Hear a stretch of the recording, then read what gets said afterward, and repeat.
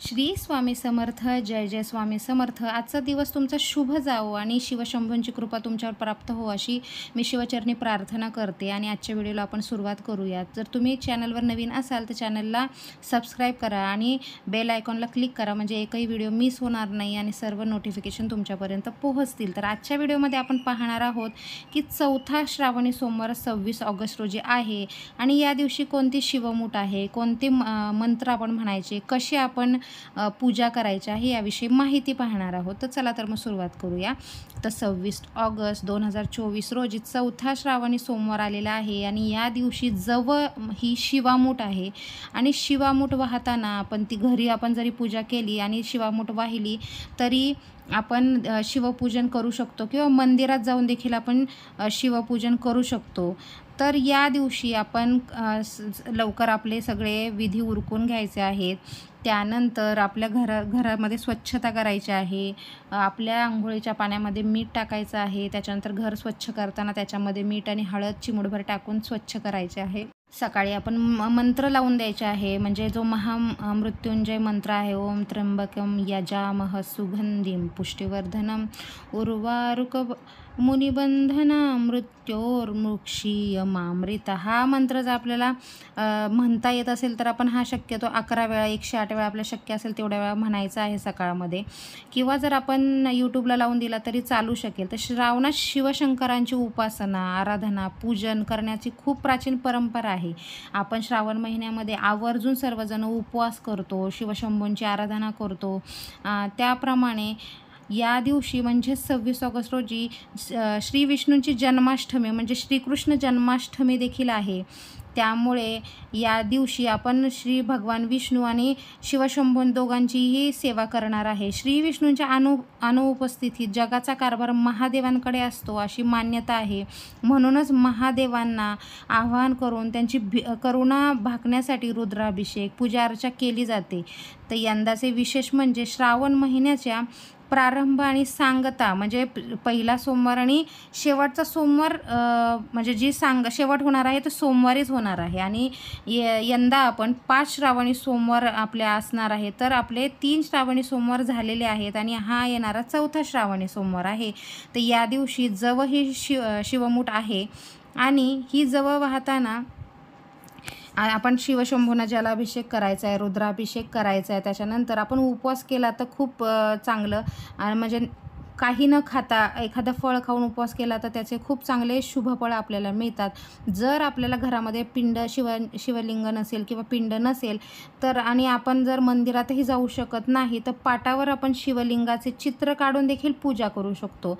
आणि जेव्हा आपण शिवशंकरांची पूजा करतो तेव्हा ओम नमः शिवाय असा मंत्र जाप अवश्य करायचा आहे. आणि जर आपल्याला शिवपिंडीचे चित्र नसेल काढायचं तर ओम नमः शिवाय हा मंत्र लिहून देखील आपण या पूजा करू शकतो. पिंडीला किंवा आपण जे काही पूजा करणार आहे त्या पूजेमध्ये बेलाचे पान आणि बेलाच्या फळाचं आपण समावेश अवश्य करावा, कारण बेलपत्र हे शिवांना प्रिय आहे. त्यामुळे पूर्ण पूजेचे पुण्य आपल्याला प्राप्त होतं. आपल्याला शक्य असेल तर एक तरी बेलपत्र वाहायचंच आहे. तर आपण शिवपूजन कसं करायचं आहे, तर श्रावणी सोमवारी संपूर्ण दिवस आपण उपवास करायचा, तो दुसऱ्या दिवशी सोडायचा असतो. मात्र जर आजारी असेल, गर्भवती असेल किंवा वयोवृद्ध असेल त्यांनी रात्री 3 सांजेच्या वेळेस भोजन केलं तरी चालेल, म्हणजे तो उपवासचं पारणं केलं तरी चालेल. सोमवारी सकाळी उठून नित्यकर्म उरकल्यानंतर श्रावणी सोमवाराच्या व्रताचा संकल्प करायचा आहे. त्याच्यानंतर दिवसभर आपण शिवशंकरांचे ध्यान करायचे. ओम नमः शिवाय या मंत्राचा जप केला तर अतिशय उत्तम. त्यानंतर आपण शिवशंभू आणि माता पार्वतीची षोडोपचारे पूजा करायची आहे. या दिवशी एकभुक्त राहावे. शक्य असल्यास घराजवळच्या एखाद्या मंदिरात जाऊन आपण पूजा केली तर अतिशय उत्तम. ते जर शक्य नसेल तर आपण घरी आपल्या घरामध्ये प्रत्येकाच्या शिवपिंड असते तर त्याच्यावरती देखील आपण पूजा केली तरी चालू शकेल. तर शिवमूठ आपण वाहतो दर सोमवारी, तर ही शिवमूठ दर सोमवारी वेगवेगळी असते. तर या चौथ्या सोमवारी आपण शिवमूठमधून जव वाहायचे आहे. तर लग्न झाल्यावर प्रत्येक स्त्री हे शिवाचे व्रत करते किंवा आदिकुमारिकाही करतात की आपल्याला योग्य पती मिळावा त्यासाठी. तर शिवमूठ वाहताना आपण काय मंत्र म्हणायचा आहे, तर शिवा शिवा महादेवा माझी शिवामूठ ईश्वरा देवा, शिवा शिवा माझी ही जी शिवमूठ आहे ती स्वीकार करा आणि माझ्या ज्या इच्छा आहेत त्या पूर्ण करा. आणि आपण जी काही शिवामुठा वाहतो, म्हणजे तांदूळ वाहतो, तीळ वाहतो, मूग वाहतो आणि आता चौथ्या ह्या सोमवारी आपण जव वाहणार, ते थोडीशी ओलसर करायची आहे, म्हणजे थोडंसं पाणी टाकून मग ही शिवपिंडीवर आपण अर्पण करायचे आहे. तर आपण मी मंत्र परत सांगते की शिवा शिवा महादेवा माझी शिवामूठ ईश्वरा देवा, शिवा शिवा महादेवा माझी शिवमूठ ईश्वरा देवा, मला नावडतीची आवडती कर रे देवा, असा मंत्र आपण म्हणायचा आहे. तर अशा प्रकारे आपण म्हणजे शिवपूजन करायचं आहे, हा मंत्र अवश्य म्हणायचा आहे. त्यामुळे आपले सर्व संकटे, विघ्ने दूर होतात. त्याचप्रमाणे या दिवशी श्रीकृष्ण जयंती देखील आलेली आहे. यंदा श्रावणी सोमवारी श्रीकृष्ण जयंती असून हा एक शुभयोग आहे, कारण या दिवशी शिवपूजन आणि विष्णूपूजनांचं दोन्हीही पूजन आपल्या हातून घडणार आहे. तर श्री विष्णूंचा 8वा अवतार म्हणून आपण श्रीकृष्णांकडे पाहतो. तसेच श्रीकृष्णांना पूर्ण अवतारी मानले जाते. श्रीकृष्ण जन्माष्टमी साजरी करताना त्यांच्या लीला, शिकवण, धोरणे आपण याचे स्मरण करायचं आहे. श्रीकृष्णांचे नाव घेतले तरी आपल्याला राधा आठवते, गोकुळ आठवतो. त्याच्यानंतर बाळकृष्णांच्या ज्या लीला आहेत त्याच्या आपल्याला कित्येक कथा आपण लहानपणापासून ऐकत आलेल्या आहोत, त्या आपल्याला आठवतात. त्याच्यानंतर महाभारत आठवतं, भगवद्गीता आठवते. तर अशा प्रकारे या दिवसाला विशेष महत्त्व आहे. आणि विशेष म्हणजे श्रावणी सोमवार आणि जन्माष्टमी एकत्र आल्यामुळे हा दुग्ध शर्करा योग आलेला आहे. आणि या दिवशी आपण शिवपूजन आणि जे विष्णूपूजन म्हणजेच अर्थात श्रीकृष्ण पूजन करणार आहोत, त्याचं महत्त्व अतिशय आहे. आणि या पूजनाने आपल्या आयुष्यामध्ये सुख, समृद्धी, समाधान येणार आहे, आपल्या सगळ्या इच्छा पूर्ण होणार आहे.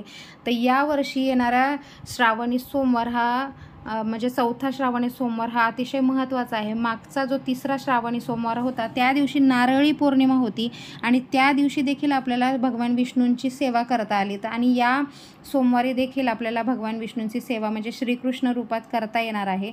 तर अशा प्रकारे या वर्षीचा श्रावण महिना हा विशेष आहे आणि त्याचमुळे आपण शिवपूजन आणि विष्णूपूजन करायचं आहे. ह्या भगवान विष्णू आणि भोलेनाथांच्या एकत्रित सेवेचे फळ आपल्याला निश्चित चांगलं मिळणार आहे. आपल्या ज्या इच्छा आहेत त्या सर्व पूर्ण होतील.